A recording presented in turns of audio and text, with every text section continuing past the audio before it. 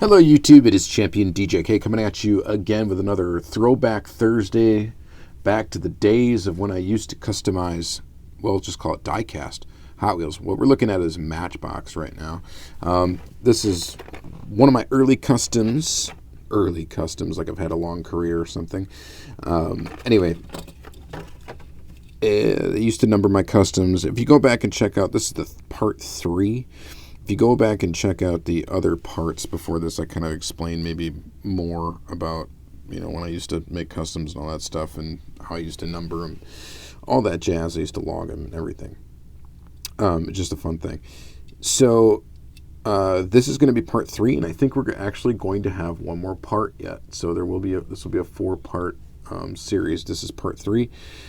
So yeah, check out the first 2 parts, and then there'll be one next week to check out as well. Anyway, if I ever start making customs again, I'll be showing you those. So this is just a real basic Lotus Europa that I painted in green. I think I had 2 of this casting, this Lotus Europa in brown, and I just decided to go ahead and customize it. So here it is, painted in green. Very bright green.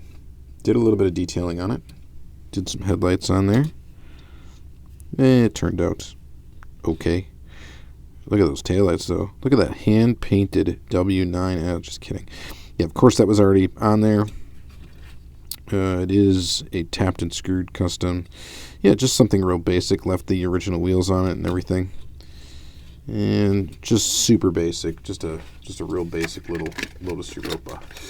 Let's see here. The next one we'll look at, this is another one. That was an early one. This was number 11.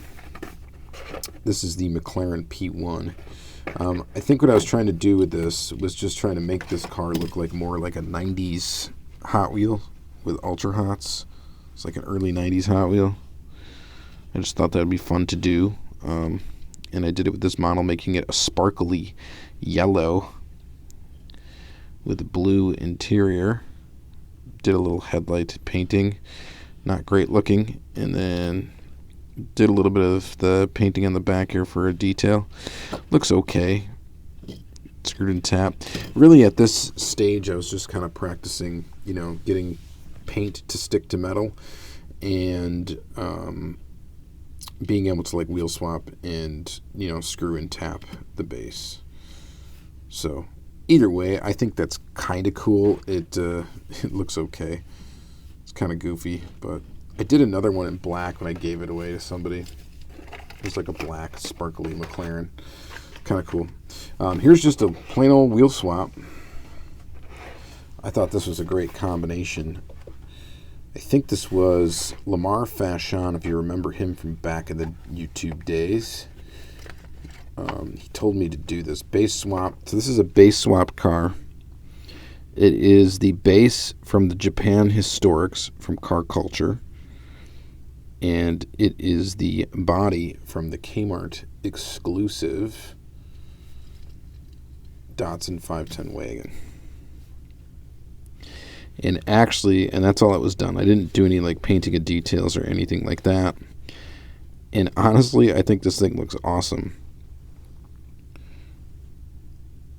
I think it's a very, very, very nice looking car. So, and it's just cool because I took that base, the metal, so it's got a metal base. It's heavy. It's a 1 rivet casting. Just had to screw and tap that. Really, really easy to do. And I don't know what I did with the base that came off of this car and the body of the Japan Historic car. I'm really not sure what I did with the body of the Japan Historic car. I probably have it somewhere. But yeah. This would have been a really costly custom to make, or it would be a really costly base swap to do nowadays, but back then it was not very expensive to do, and I had the cars in my collection, so I went ahead and did it. So actually, I like that one a lot. I think it just looks really good. It's good color combo and everything. So there's that one, and then we'll follow that up with another one that's, I guess, still on card or whatever. This was also a fun thing to do. There's a Nissan Fairlady Z. Real basic paint job. If you remember, or if you've seen the other... What the heck? I don't have any screws in this one. Why is that? I didn't even realize that. It's not even screwed together. Anyway, I don't know why that is.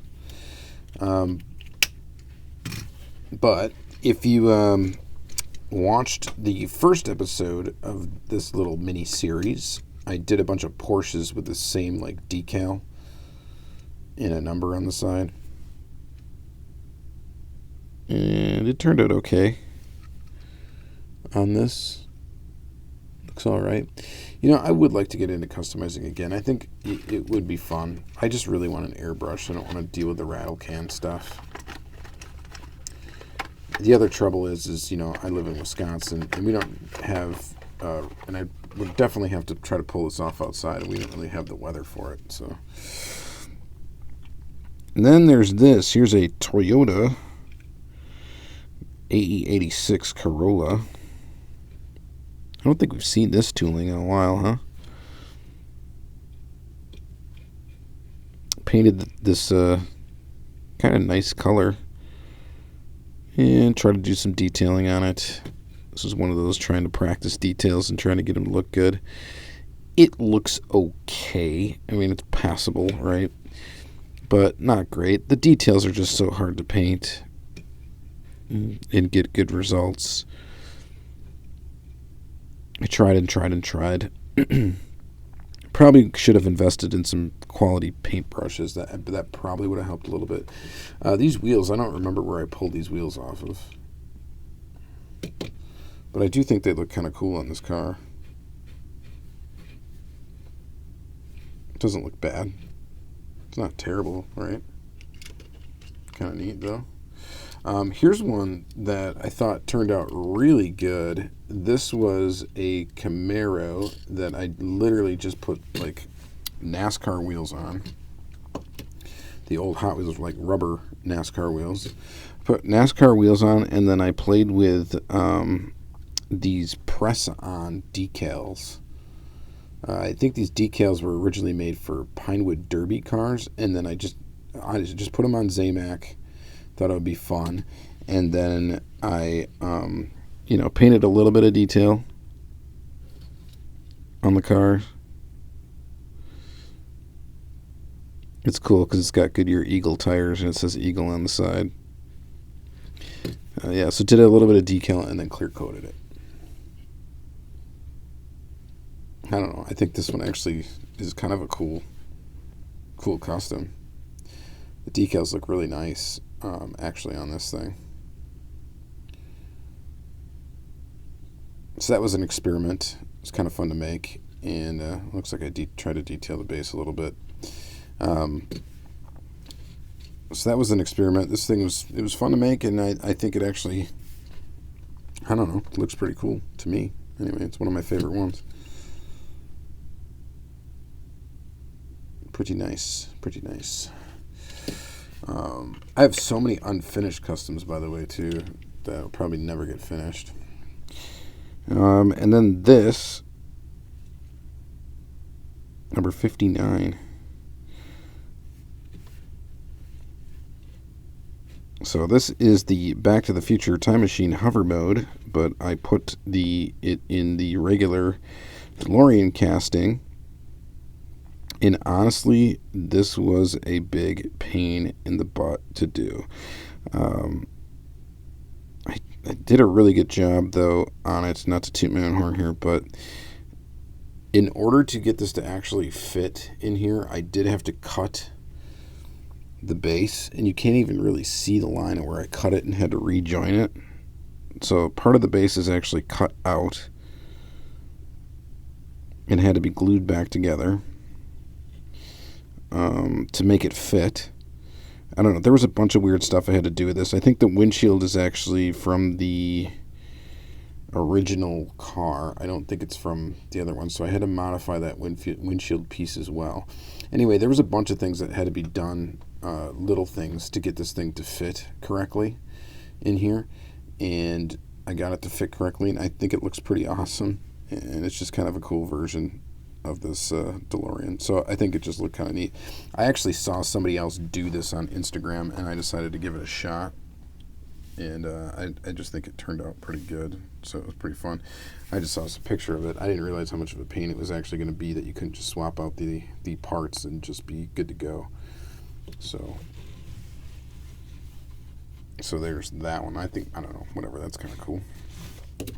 Let's see here. What should we look at next? So next one, I did a couple of gassers. So I did a couple of 55 gassers. This is one of the early customs I think I did.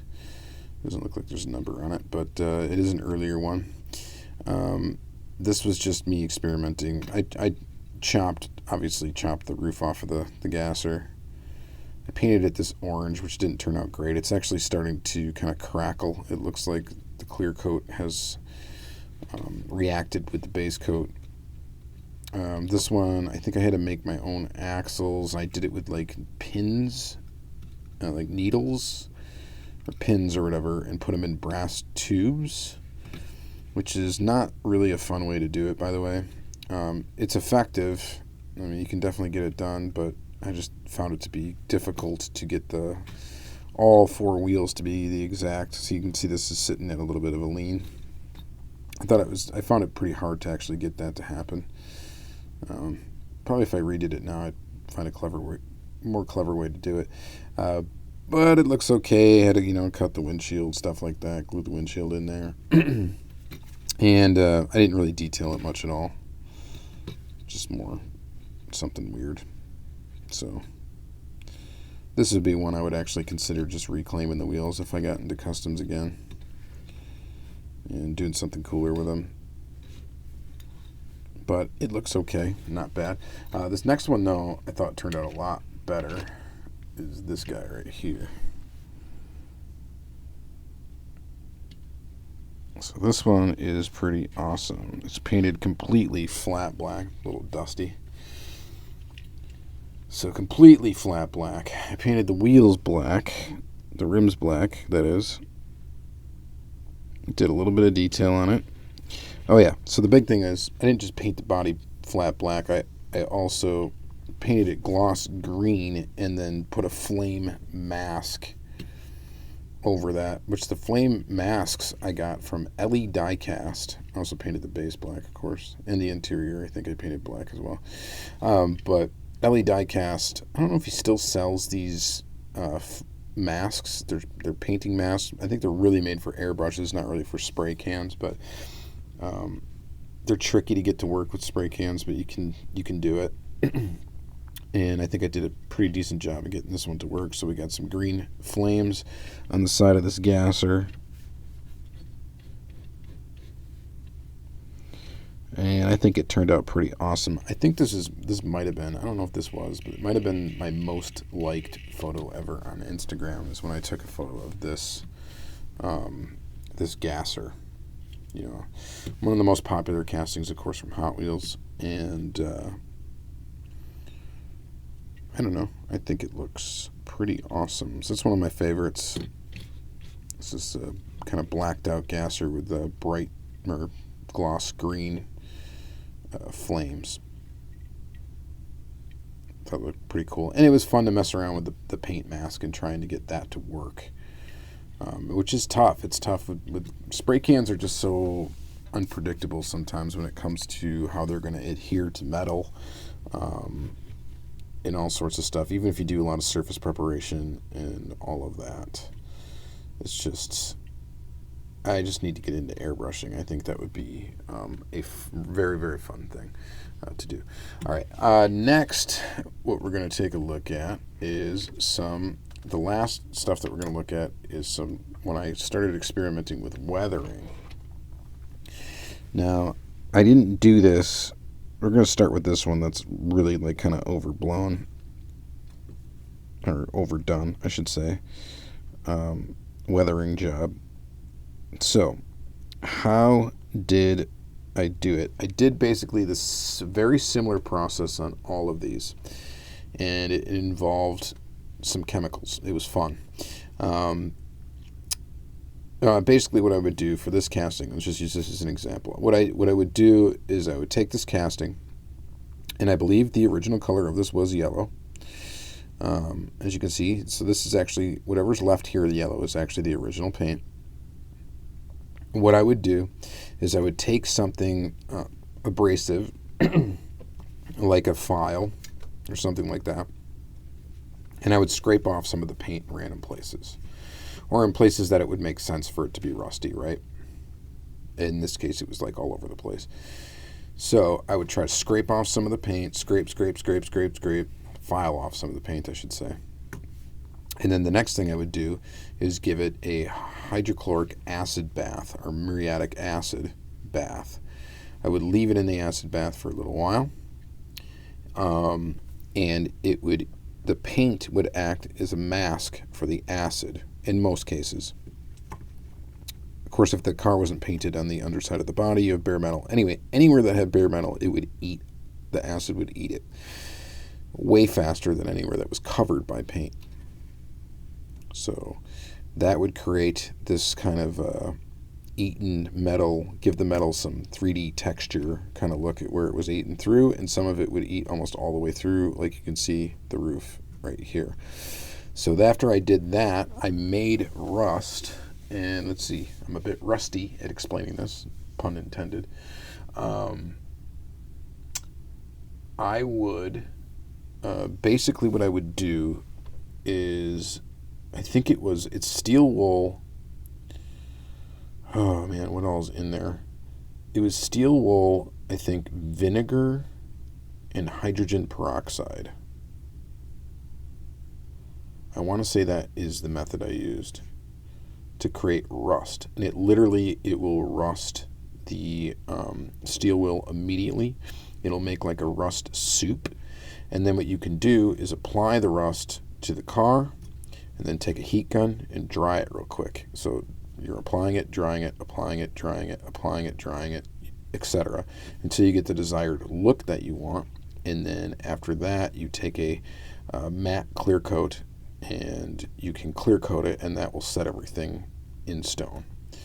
So this is set now. I don't think you can rub any rust off of it. And you can still do the same effect. It goes on plastic, it'll stick to plastic and all that stuff. Then you just coat it with a matte clear coat, and it will stay. So that's one way of rusting cars. Maybe it's a very complicated way to do it, but it does have some cool effects. I think that was hydrogen peroxide and vinegar. I don't know for sure. Don't quote me on it. Don't try this at home until you consult someone else. But yeah, bare metal Hot Wheels. I think he'd probably be the best guy to ask about it. Or if you look up his weathered customs videos and see stuff he's done some crazy stuff. So he might be the one to check out. Let's see. Here is another truck that was done in a similar fashion. This one didn't take as much of a bath in the hydrochloric acid, and this one looks like it's like starting to like almost oxidize or something. There's some weird sort of white residue on it. I don't know exactly what that's about. I think that's the clear coat. It's having some issue. But I just did this Datsun truck. Real simple, easy thing. I mean, it doesn't look too bad, but it's not the greatest ever. Looks okay. Rolls, whatnot. This one looks pretty cool. Here's a bone shaker. You can see this one really got the treatment. I think this one might have been a version with a roof. It might have not been, but either way, it's pretty much destroyed. See the base of it. The base of this one is actually metal. So I dipped the metal in the hydrochloric acid as well. By the way, this is fun to do. Just, you know, it's a lot of fun. This one here, I believe this is a Hot Wheels with Johnny Lightning wheels.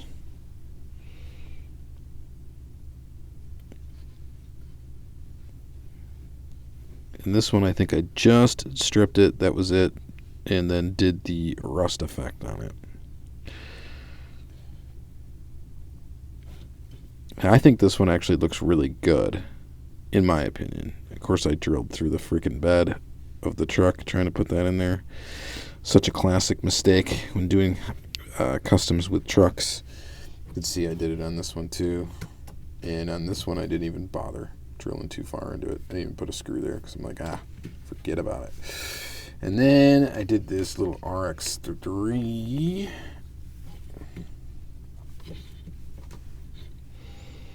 I had stole the wheels off this car for something else, and then this is how I decided to revive it. But as you can see, I mean, the rust and the corrosion and stuff, I mean, it really does look real because it is real. You're just speeding up the process basically with some chemical agents. And then this one looks crazy. This is so this car is a car that I had purchased hoping to put it in my collection, but it was one of those unfortunate zinc rot cars where the hood actually broke off right here, and this hood actually I think comes completely out. Yeah, you can see the motor underneath there. I'm trying to stick it back in there. This car, you can see pieces are still falling off of this one, even though it's clear coated. This thing was completely, so you can see I left it in the acid maybe a little bit too long. Still kind of rolls though.